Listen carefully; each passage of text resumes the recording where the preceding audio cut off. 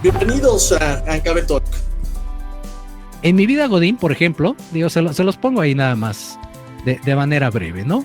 En mi vida Godín, la verdad es que sí, tuve buenos reconocimientos, tuve buenas oportunidades ahí de crecer, de fortalecerme, y creo que eso fue también parte importante para poder darme cuenta que podía aspirar a más, que eso es al punto al que quiero llegar, ¿no?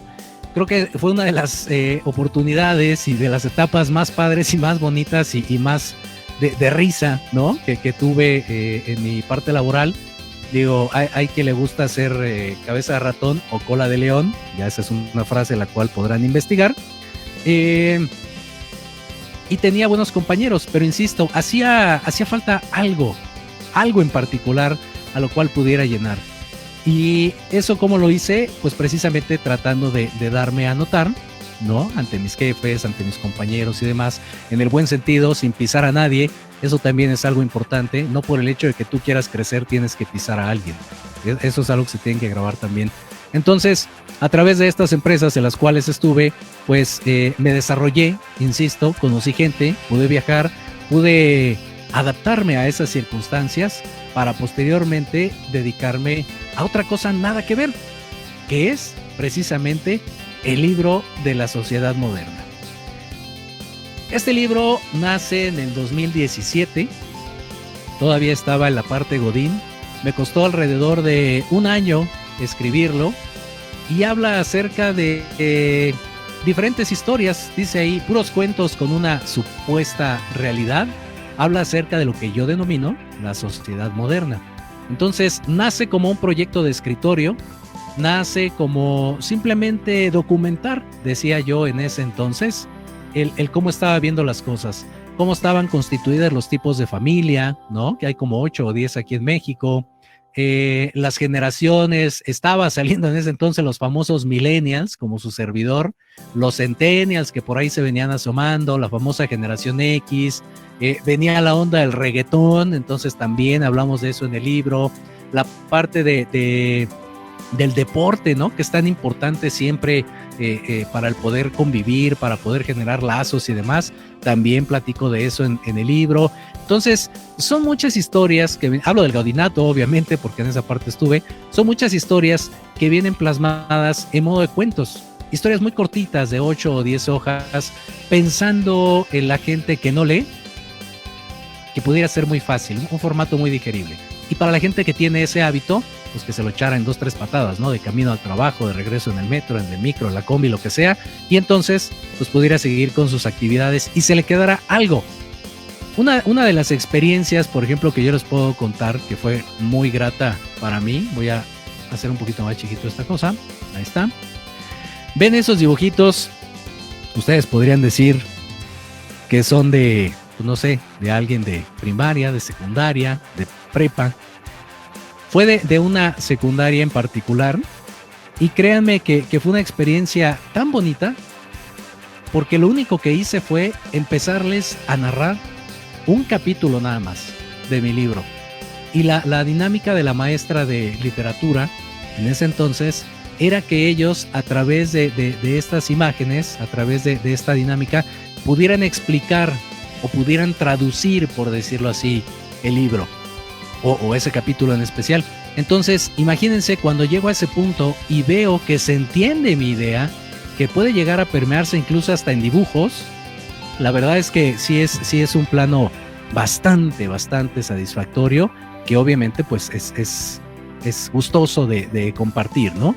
Entonces creo que es una buena experiencia que quise hacerles llegar, y por ende llega los reconocimientos, ¿no? Cuando uno va haciendo bien su trabajo, cuando se empieza a dar difusión, cuando empieza, hoy por ejemplo, el tema de crearse una imagen, es muy importante y lo deben de saber ustedes, es básico. Entonces, mi imagen pues era de una persona que iba a las escuelas, que iba a proponer el tema de la lectura, que iba a proponer incluso cuestiones educativas, culturales, y lo hacíamos a través de estas conferencias, y entonces pues iban dando los reconocimientos, ¿no? Creo que eso es algo agradable, es algo que no llena el bolsillo, pero sí alimenta el alma, por muy poético que suene. de repente sí, uno requiere una palmadita o una autopalmadita de la espalda para poderse seguir creyendo que es bueno en algo. Digo ustedes, perdonen mi foto mal editada ahí en Instagram, pero bueno, ahí está, parte de los reconocimientos. Y otra de las cosas, por ejemplo, que nos llevaron a este punto, que con lo cual yo me sentí muy gustoso, muy agradecido, es cuando hago una presentación en el sótano, en la librería de Coyoacán, precisamente un 22 de febrero. Fíjense nada más lo que son las cosas. Un día como hoy, pero de hace ya algunos años, estuvimos presentando este libro ahí en el sótano de Coyoacán. Y lo curioso fue que después de esa presentación, por eso les pongo ahí la imagen, afortunadamente mi libro estuvo dentro de los más vendidos en esa librería y estuvo en ese stand. Entonces, el ver eso, créanme, para algunos puede ser pues X, ¿no? Es un libro más del montón, una pila más de libros con una portada X, pero uno como autor que no tiene nada que ver con el ámbito literario, créanme que sí es algo, insisto, que te llena, que te motiva y que te da la oportunidad o las ganas de querer salir adelante, ¿no? Creo que eso es algo imprescindible y es algo que siempre deben de considerar ustedes. Las cosas que los puedan motivar, las cosas que les den para adelante y que hagan que se crean que son buenos en algo. Otra de las cosas, por ejemplo, que quiero platicarles es cómo de un libro nace precisamente la idea de crear una estación de radio. Ustedes van a decir, bueno, ¿y qué tiene que ver el libro con la radio? Cuando yo empecé en este rollo, pues obviamente lo que yo quería era darle difusión a mi libro, ¿no? Lo que yo quería era darlo a conocer por todos lados. Y estuve en pláticas, en entrevistas, en W Radio, Los 40, en estaciones online, por supuesto, yendo a escuelas, ¿no? En todos lados yo buscaba la manera de dar a conocer mi material. Y pues bueno, ningún medio es suficiente. Nunca te alcanza los recursos para darte a conocer en el aspecto literario, ¿no? Sobre todo, insisto, cuando no te dedicas a esto. Entonces, tuve la oportunidad de crear una estación de radio en línea que se llama Proyecto Radio MX. Ajá. Y eso, pues obviamente tuvo un pasado. Yo tuve que abrirme paso al ir a diferentes cabinas de radio. Les comentaba, por ejemplo, esta de Radio Educación es la primera entrevista que me hicieron en un medio de FM, por supuesto que la guardo con mucha alegría, platicando acerca de mi libro. Entonces, a partir de ahí, afortunadamente, pues me empiezan a invitar a diferentes espacios para que yo vaya a platicar de este material. En algunos de ellos, o en uno en particular, pues me dijeron, oye, ¿no te gustaría venir de nuevo? Dije, claro, con mucho gusto, las veces que me invites. Y me dijeron, oye, pero ¿no te gustaría venir de nuevo y que seas tú el locutor y platicar de los temas que tú quieras, ¿no? Durante una hora. Y dije, no, hombre, una hora yo solo hablando, ni remotamente. No me veía, ¿no? Ni al caso, así, pa' pronto. Y entonces sigo con otras entrevistas y voy a otras cabinas, voy a la Dirección General de Escuelas Secundarias Técnicas y por allá también me dicen, oye, ¿no te gustaría tener un programa con nosotros? Y dije, no, yo nada más vengo a anunciar el libro. Y entonces voy a otra cabina y me dicen, y ya eran muchas propuestas. Curiosamente regresé a la primera y dije, bueno, está bien, vamos a hacerlo. Pero lo vamos a hacer con un invitado cada semana para que me venga a ayudar a platicar acerca de los temas de mi libro. Esa era la dinámica que yo tenía. Y era los viernes a las 6 de la tarde. Entonces seguí con diferentes cabinas y para no hacerles el cuento largo, terminé con 4 programas a la semana, cada uno con un enfoque completamente diferente. El de los viernes era un programa más cultural, más de revista. Los lunes tenía uno que era enfocado a maestros, los martes tenía uno que era enfocado a la educación para los alumnos, ¿no? Para los jóvenes. Y luego tenía uno de negocios, que era los jueves. Nada más descansaba los miércoles. Y aparte, tenía que dar el tema de las conferencias, que insisto, era para lo que me había preparado, ¿no? Para anunciar mi libro. Y dije, ya no puedo. Entonces era muchísimo, créanme, muchísimo trabajo que dije, no, tengo que buscar otras alternativas, tengo que buscar otros medios. Y curiosamente, después, pues prácticamente ya al llegar al año, a entrar al rollo de la locución, pues tengo que prepararme, por supuesto, tengo que estudiar, tengo que meterme a cursos, porque insisto, no me dedicaba a esto.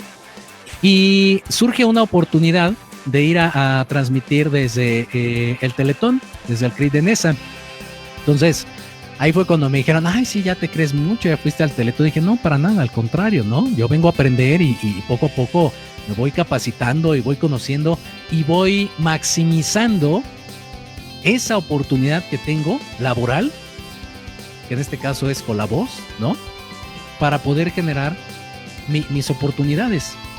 Y entonces surge esto del Teletón y me subí ahí al escenario, ya saben que le bailan y no sé qué. Lo único que no hice fue chillar como Lucerito, eso sí tengo que reconocerlo, no estoy a favor de eso, no lo hice, perdón por el comercial, pero lo que sí hice pues fue tratar de transmitir a la gente para lo cual se estaba ahí. Ese era mi objetivo, ese era lo principal y así lo hicimos, sin entrar en cuestiones comerciales ni mucho menos, ¿no? Entonces, no me la creía hasta que terminé el evento, curiosamente. Dudé un poquillo de mí y ya cuando me bajé del escenario como que te cae la adrenalina encima y dices, wow.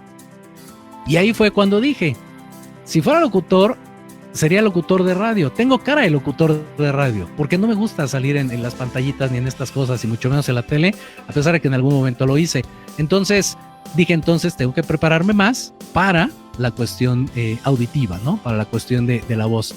Y tuve la oportunidad de generar y de tener grandes maestros, grandes personas que me enseñaran, Fernanda Tapia, por ahí también a Manuel Méndez, que es quien hace la voz de Big Brother, entre muchos otros, para poder poco a poco empaparme pues más de este medio.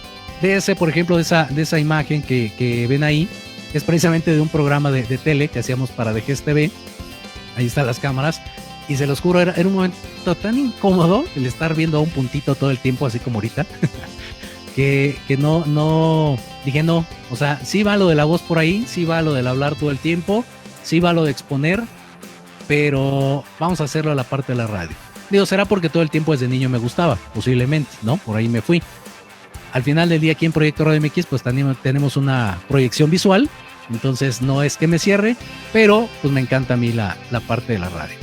Entonces, creo que, insisto, es el camino que uno poco a poco se va forjando y al final del día, así como les platicaba hace rato en la parte de Godín, pues vienen los reconocimientos, ¿no? Viene la oportunidad de que la gente valore tu trabajo, de que la gente se dé cuenta de lo que estás haciendo, se dé cuenta de la preparación que tienes y que lo estás ejecutando, ¿no? Vuelvo a lo mismo, que maximizas esa virtud, esa destreza, ¿no? Esa habilidad, lo que sea que tengas, como lo quieras llamar, para poder dedicarte a algo. Eso para mí, créanme, que son las cosas más valiosas y que aun cuando esté flaqueando en sentidos económicos, cuando esté flaqueando la parte del ánimo, el que vengan este tipo de situaciones te da para arriba y siempre te da la oportunidad de ser creativo y te da la oportunidad de pensar en más y más cosas que hacer.